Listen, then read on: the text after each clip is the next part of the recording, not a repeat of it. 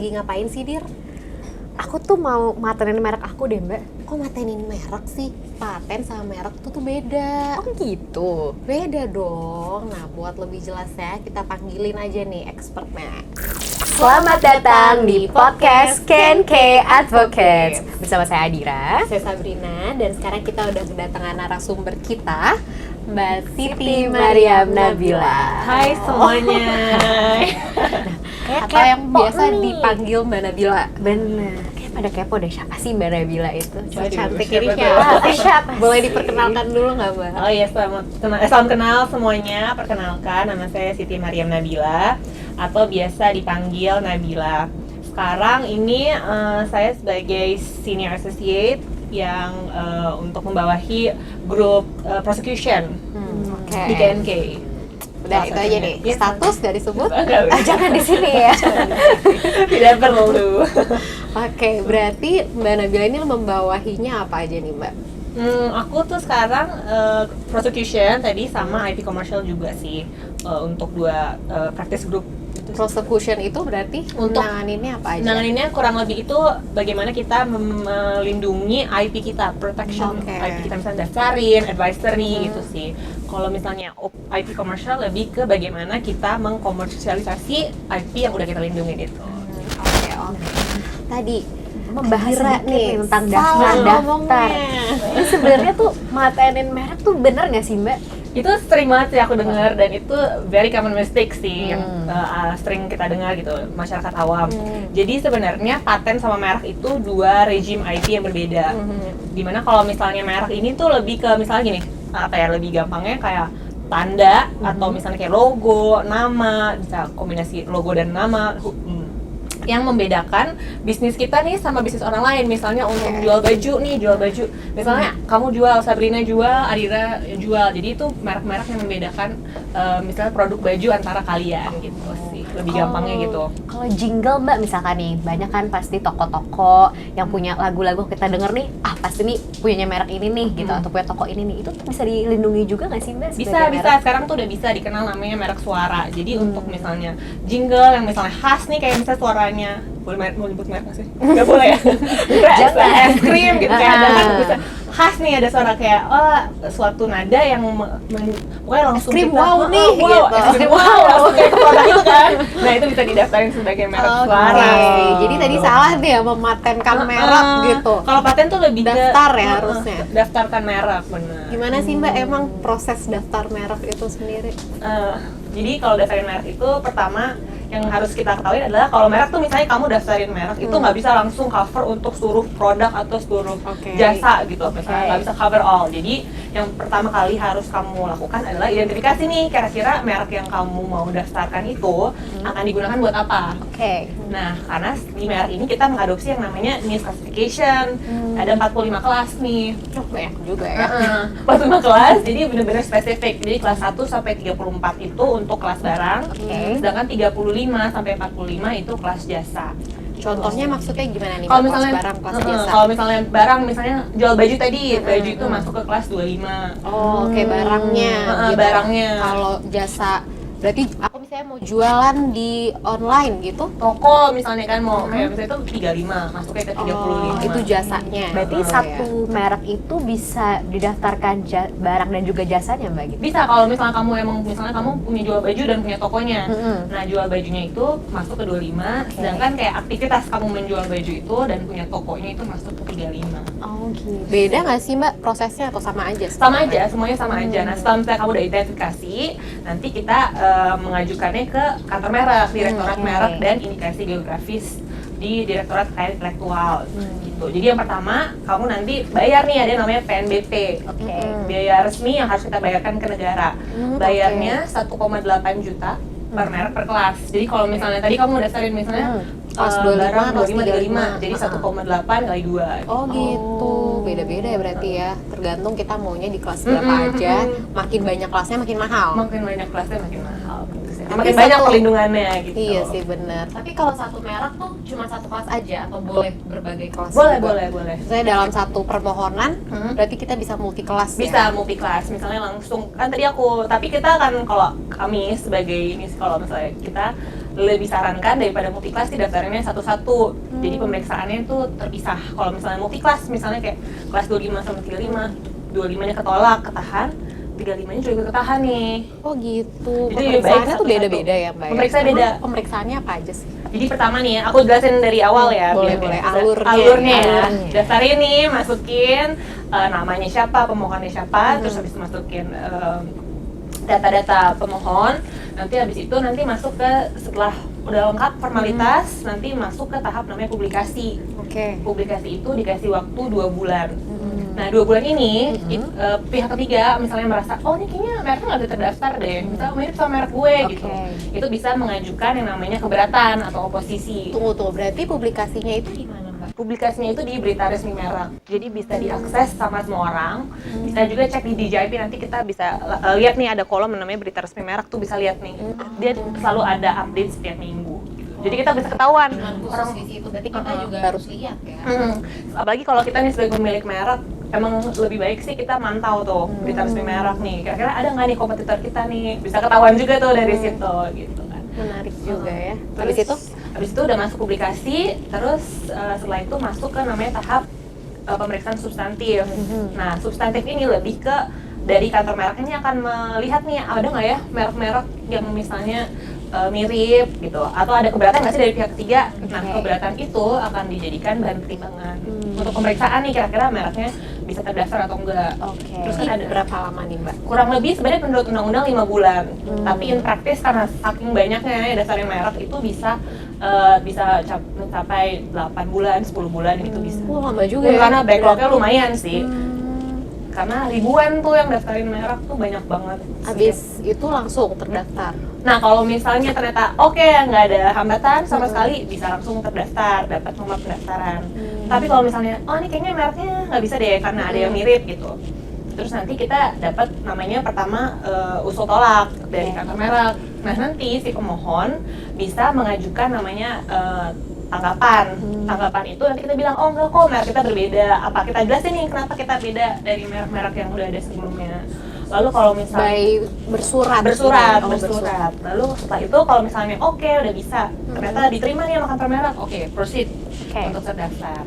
Tapi kalau misalnya nggak bisa nih, kita tetap merasa udah ada yang sama jadi nggak bisa terdaftar, nanti kantor merek akan ngeluarin yang namanya final rejection atau penolakan tetap gitu. Ya ampun, panjang banget ya. Panjang Aku sekali. kira tuh kita sekali ajuin ya udah Langsung terdaftar ya. gitu. Gak gitu ya. Kalau udah ternyata dapat ya. penolakan tetap, terus gimana? Masih bisa daftarin lagi nggak tuh Mbak Mel? Kita masih ada salah satu cara lagi adalah dengan banding. Ada kan namanya ada komisi banding. banding merek. Oke. Di komisi banding merek kita bisa ngajuin banding ke komisi banding merek, itu membayar biaya resmi sebesar 3 juta rupiah. 3 juta. 3 juta nanti dilakukan ini nih kayak sidang gitulah di komisi banding, kayak bisa nggak nih, setuju nggak mereka dengan penolakan tetap Kita itu? datang juga sidang kayak litigasi gitu. Sekarang sih enggak sih, lebih enggak. Tapi mungkin bisa, misalnya kalau misalnya memang dibutuhkan, bisa kita bersurat nih minta untuk datang ke sidang gitu, bisa sih. Sekarang Oh, udah gitu. bisa juga. Terus kalau dari setelah komisi banding tetap ditolak juga akhirnya gimana nih Mbak untuk pemilik Sebenarnya merek? ada, berarti itu kemungkinan besar karena mereknya tuh udah ada ini ya, udah kayak ada mirip banget gitu. Jadi kayak mungkin sebaiknya daftarin baru aja deh. Oh, Cari gitu. nama baru aja. Cari nama. Emang dasar-dasar penolakan ini apa aja sih Mbak kalau Nggak merek? cuman karena mirip atau cuman karena oh mirip berarti ditolak gitu atau ada dasarnya kalau itu. Banyak sebenarnya, bisa juga kalau merek itu nggak boleh nama umum. Oke. Contohnya gimana tuh Nama Mbak? umum, misalnya kayak nama atau logo umum, misalnya kayak logo toilet kita daftarin gitu nggak boleh. Nama saya Indonesia gitu. Nah Indonesia nggak boleh. Kalau misalnya terus kita juga nggak boleh deskriptif, misalnya kayak kita mau daftarin merek baju untuk jenis barang baju tuh nggak boleh, karena dia mendeskripsikan barang yang mau kita jual gitu Mau kan. jual baju tapi namanya kaos gitu nggak bisa. nggak bisa deskriptif gitu. Terus nggak bisa juga kayak misalnya kita kayak menjanjikan sesuatu gitu, misalnya kayak kualitasnya pasti enak gitu tuh nggak boleh banyak tuh. sih sebenarnya Mbak yang kayak gitu. Pasti mantap gitu tuh nggak boleh. Nggak boleh tuh ya Nggak berarti. boleh. Ini peraturan kayak gini bisa dilihat di mana sih Mbak klasifikasi? Bisa lihat ini? klasifikasi apa nih? Yang Untuk- kayak oh, tadi oke. nih, nggak Bisa boleh lihat kayak di gini, Undang-Undang nggak boleh Merek kayak nomor 20 tahun 2016. Tuh, Undang-Undang Merek dan Indikasi Geografis. itu terpampang jelas gitu. Ketentuan nggak boleh apa-apanya, do's and don'ts-nya. Oh gitu. Harus dibaca berarti ya kita ya. Kalau kayak slogan tuh bisa didaftarin nggak sih Mbak sebelumnya? Slogan bisa selama dia ada daya pembeda dan nggak boleh, misalnya harus catchy gitu kalau misalnya benar-benar dan dia harus dicek juga nih udah ada belum yang mirip atau enggak. Sama aja pendaftarannya kayak merek biasa. Sama aja. Tapi sekali aku daftarin nih, misalnya aku daftarin di DJKI, di luar negeri tuh aku juga udah ada belum nih Mbak? Udah tercover belum? Oh, dan ini ya, perlindungan merek itu tuh benar-benar teritorial. Jadi berdasarkan, misalnya kamu di daftar Indonesia, ya perlindungannya sebatas di Indonesia aja gitu. Nggak minta ke luar negeri. Misal kamu ngeliat di luar negeri, oh gue lihat deh kayaknya di Malaysia ada yang daftarin merek gue gitu. Oh nggak bisa, kita harus punya pendaftarannya di Malaysia. Dan kita sistemnya ini kan first to file. Jadi siapa? Jadi meskipun misalnya kita udah pakai 10 tahun nih, terus habis itu gue pengen tisu deh merek mereka, misalnya somasi, kita nggak punya daftarnya karena kita nggak punya mereknya, nggak punya pendaftarannya gitu. Jadi yang punya pendaftaran duluan yang mendapatkan perlindungan. Tapi setiap negara tuh kayaknya beda-beda ya Mbak, ada yang first to file, ada yang first to file, ada yang first to use. Jadi memang harus dilihat juga ketentuan yang berlaku di negara-negara tersebut sih. Berarti kalau kita mau daftarin kita misalnya punya merek terus kita mau go internasional ya kita harus daftarin satu-satu ya di negara tujuan kita. Jadi harus dari awal tuh di set nih, misalnya udah tahu nih, menurut aku planning awal tuh sangat penting. Jadi kayak udah tahu nih mau daftarin di negara mana aja, dan kita daftarin tuh di negara-negara itu. Oke, satu-satu. Oh ya, aku lupa mention. Jadi sebelum daftar merek sangat disarankan untuk kita melakukan penelusuran kan, penelusuran merek. Jadi untuk identify kira-kira merek kita udah ada belum yang sama di kelas yang sama gitu. Bisa nggak nih kira-kira terdaftar chance berapa persen gitu. Terus soal daftarin merek di berbagai negara ini lewat DJKI juga?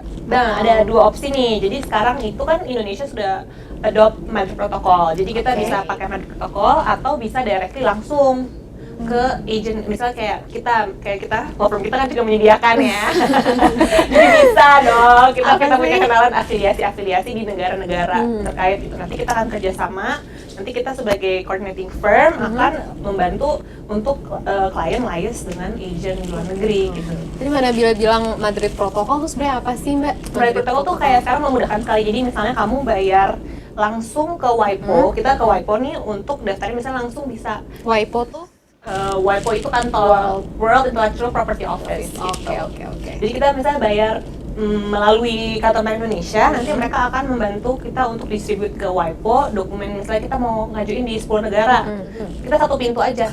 Oke. Bayar satu kali satu pintu. Kalau misalnya WIPO lewat ini. agent kan misalnya 10 agent nih, kita harus direct gitu. Jadi sekaligus gitu satu ya? Satu pintu gitu. Bayar. Agent tuh maksudnya berarti firma-firma hukum di setiap negara itu. Betul. Si Mbak Nabila sendiri tuh menangani itu ya Mbak, untuk betul. kita liaise sama si afiliasi itu. Iya, itu kerjaan kita sehari-hari. Jadi kalau mau dibantu. Apa sih Mbak pros and cons di antara daftar lewat Madrid Protocol atau misalkan lewat direct agent gitu? Pertama, kita akan menyarankan lewat Madrid itu terutama kalau negaranya banyak. Oke. Itu akan sangat menghemat biaya dan kamu nggak perlu repot-repot gitu kan untuk kayak Satu-satu liaise ke with agent. Karena kan kita bisa monitor di nanti ada namanya merit monitoring gitu kan, merit monitor. Kita bisa ngecek nih, oh nih tinggal masukin nomor registrasi kita, nanti bisa ketahuan oh di negara ini statusnya gimana, di negara ini gimana. Jadi dalam satu pintu aja dan bayarnya sekali. Banyak Di tuh depan. maksudnya lebih dari berapa sih Mbak misalnya? Kita Disarankan 5 sih, 5 Oh, ke gitu. atas, 5 oke gitu. Pakai Madrid Pakai aja. Madrid Oh. gitu. Bayarnya satu pintu, terus langsung dia nanti yang distribute sendiri. Oke, keren banget ya kalau kayak gitu. Tapi kita bisa ngebantu itu tuh bayarnya gimana? Kita, misalnya aku klien nih, aku bayar ke Mbak Nabila sejumlah dalam USD kah atau rupiah? Oh gitu, jadi kita bayar biaya resminya kantor merek itu 500.000. Nanti tergantung negaranya berapa aja. Nanti ada basic fee. Basic fee itu bisa yang harus black and white atau warna, itu terbeda tuh. Oke. Biayanya black and white atau warna. Terus nanti ditambah biaya resmi di masing-masing negara yang kita tuju. Oh, jadi akan beda di biaya resmi per negaranya. Per negaranya berapa, nanti totalnya langsung kita bayar dalam Swiss franc karena kita bayar WIPO kan gitu. Si Madrid ini tapi cuman buat daftarin ya Mbak. Kalau kita search itu gimana? Kalau search kita tetap harus direct Pakai direct. ke agent masing-masing Oke. sih. Hanya bantu untuk pendaftarannya aja. Banyak juga bilang nih, merek itu bisa ditolak gitu kan. Mm-mm. Kalau misalkan nanti ketika kita daftaran lewat Madrid gitu, merek kita tiba-tiba ketolak di satu negara, itu gimana Mbak? Nih misalnya kan kamu daftarin di 10 negara gitu, sampai ketolak nih satu ya. Jadi kita disitulah baru peran agent atau afiliasi itu diperlukan, karena kita harus engage dengan local council kan. Oh, di nggak negara bisa nih tersebut. kita langsung gitu, nggak bisa ya? Nggak bisa. Terus habis itu nanti kita akan direct dengan local council, nanti mereka yang akan bantu submit ininya untuk formal response-nya gitu, untuk menanggapi keberatan tersebut. Kita Terpisah taunya ya. kalau ada penolakan tuh gimana Mbak? Biasanya nanti dari WIPO akan menyurati ke kantor Kita. merek, nanti di kantor merek akan dikirim ke kita gitu. Baru kita liaise sama Kantor merek gitu. gitu. Oke. Menarik ya. Terus nanti juga yang perlu di ini sih, kita harus punya basic application nih kalau lewat Madrid, harus punya basic application atau registration. Basic application registration tuh Misalnya kita gimana? punya permohonan karena kita kan daftarnya di Indonesia, dari Indonesia. Jadi kita harus punya permohonan pendaftaran atau pendaftaran mereknya Di Indonesia. dan harus sama Oh, persis di kelas yang gitu. sama juga gitu.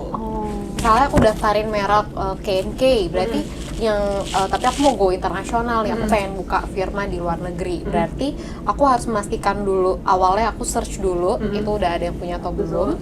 Terus lihat dulu ya, ini tuh yang tadi sesuai undang-undang ya, diperbolehkan atau enggak, apa ya, deskriptif gitu-gitu Iya, ya, Mbak, ya, betul. mirip atau enggak.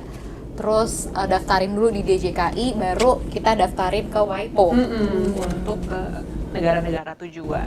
Tapi yang di Indonesia harus dipastikan terdaftar dulu nih Mbak? Bisa aplikasi bisa. Cuman kalau misalnya resikonya adalah kalau misalnya kita belum punya registrasi, nanti once dia misalnya, oh nih ternyata nggak bisa ke daftar nih di Indonesia. Itu namanya bisa dikenal namanya central attack gitu. Jadi nanti negara-negara yang lain bisa Nggak kena, bisa otomatis daftar gitu. tidak bisa terdaftar gitu. ya. Jadi Nah, Halus kalau- dong pembayaran kita, Iya, apa tapi gimana? bisa namanya ada transformasi. Oh, oke. Bisa transformasi ke nah, kan kita kalau Madrid itu namanya international registration. Nah, kalau misalnya kena central attack, kita bisa transform ke national application. Jadi mereknya ditransformasi ke lokal. Gitu. Caranya gimana tuh Mbak? Nanti kita tinggal ke agent masing-masing aja sih di negara-negara Oh, ngomong terkait ke gitu. agent. Ya nih kita mau transform ke national application, jadi nanti akan mengikuti prosedur di negara masing-masing. Oh, jadi nggak lewat Madrid lagi. Nggak lanjut lagi gitu. Jadi memang sangat penting juga sih punya registrasi di Indonesia gitu. Mendingan yang udah bener-bener secure gitu ya Secure, Mbak ya, baru heeh. deh aku daftarin go internasional gitu ya. Oh, tadi Mbak Nat juga sempat ngomong tuh kayaknya tentang kalau Madrid tuh ada beda ya basic fee-nya yang berwarna dan kalau di Indonesia tuh kayak gitu juga nggak sih Mbak pendaftarannya, apa semua nggak. biayanya sama? Kalau Indonesia semua biayanya sama 1,8. Jadi nggak melihat misal warna, terus habis itu black and white itu nggak. Jadi bayarnya sama semua. Jadi kalau ada usaha langsung aja mending coba daftarin mereknya gitu ya. Karena di sini juga sistemnya juga first to file. Dan itu kan. suka salah karena biasanya business owner pengen cepet-cepet, oh ya gue mau daftar, gue mau launching kan ya kan. Nanti tiba-tiba di tengah jalan, aduh gimana nih merek gue ditolak, gue nggak bisa pakai nama itu. Nah itu sangat penting, makanya kita harus dari awal tuh have the proper registration gitu untuk menjalankan usaha. Dan Jadi search harus dulu dari jangan jauh-jauh lupa. hari benar. dulu ya, kita search dulu deh gitu, uh. baru kita launching produknya tuh nggak dalam waktu yang berdekatan gitu Benar, ya. benar banget. Gitu. Oke, ini kayaknya kalau dibahas terus lama Panjang nih ya. Panjang. Kira-kira Mbak Nabila mau ada ini nggak, saran-saran nih buat teman-teman yang misalnya mau punya brand, apa sih yang harus benar-benar dilakukan gitu? Tadi yang itu benar banget, kita harus punya proper registration itu kan tadi. Lakukan searches, harus tahu nih kira-kira mereknya digunakan untuk apa. Jadi bisa sesuai tepat sasaran, kelasnya di mana, terus habis itu kira-kira ada potensi kira-kira kedepannya mau dikembangin nih untuk misalnya dari baju pengen jual stationery juga. Nah kemungkinan itu menurut aku sih didaftarin aja dari awal gitu. Jadi banyak-banyak tuh nggak apa-apa, nggak ada tambahan biaya sama sekali kalau di Indonesia. Oh, maksudnya akan bayar biaya Beda-beda. Cuman maksudnya kayak menurut aku dari awal yaudah deh bayar 1,8 kan. Kayak untuk kedepannya bisa lebih secure, aman menjalankan bisnis. Menurut aku sih dari awal aja di secure gitu. Kalau misalnya udah ada keinginan untuk ekspansi gitu sih, dari awal udah have a proper registration aja, defensive registration aja gitu. Dan kalau mau go internasional, lebih menyarankan gimana nih? Kalau go internasional menurut aku harus misalnya sebaiknya kita udah tahu negara yang mau dituju di mana aja. Jadi bisa lebih tepat sasaran nih, apakah kita mau melalui Madrid atau mau Direct direct Aja. Karena semua di dunia ini juga pasti udah tercover di Madrid atau belum? Enggak, belum, karena kita Belum. benar-benar cuma negara-negara member aja. Jadi nggak bisa oke. semua juga sih. Jadi harus dicek juga nih. Jadi Nah, sisanya pakai direct agent gitu nanti. Nanti di website-nya WIPO juga bisa, teman-teman bisa lihat sih, di situ kelihatan di negara mana aja nih yang bisa member pakai Madrid. Oke, kalau gitu makasih Terima Mbak kasih, Nabila Nadia. untuk waktunya, mengganggu waktunya. Semoga bisa lebih ini ya, sedikit mendapat sedikit gambaran. Banyak banget nih justru kita pikir-pikir nih supaya Adira nggak salah lagi kalau Supaya ngomong. nggak sebut Supaya lagi nggak ya. sebut lagi Bukan merek lagi ya. Bukan merek gitu. Oke, kalau gitu kita mohon pamit undur diri. Saya Sabrina. Saya Adira. Dan saya Nabila. Sampai bertemu di episode podcast selanjutnya. Bye.